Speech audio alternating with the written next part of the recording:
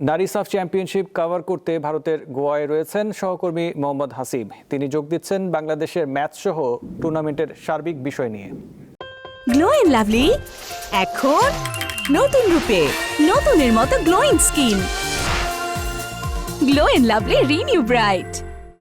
আমি এখন আছি সাফ নারী চ্যাম্পিয়নশিপের ৮ম আসরের আয়োজক ভেন্যু গোয়াতে, যেখানে উদ্বোধনী ম্যাচ হয়েছে গতকালকে এবং প্রথম ম্যাচে নেপাল ভুটানকে ১-০ গোলে হারিয়েছে এবং ভারত ১১-০ গোলে হারিয়েছে মালদ্বীপকে। মালদ্বীপের দ্বিতীয় খেলা ২৮ মে বাংলাদেশের বিপক্ষে। বাংলাদেশের এটা প্রথম ম্যাচ হবে এবং বর্তমান চ্যাম্পিয়ন, দুবারের চ্যাম্পিয়ন বাংলাদেশ, টানা দুবারের চ্যাম্পিয়ন, তাদের মধ্যে একটা জয়ের উন্মাদনা কাজ করছে।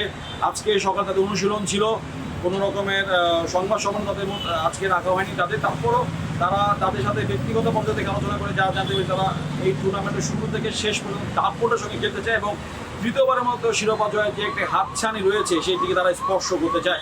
একটা বিষয়টা জানিয়ে রাখি, গোয়ার শহরের তাপমাত্রা অনেক গরম এবং এখানে প্রায় ৩২ ডিগ্রি সেলসিয়াস বর্তমানে রয়েছে।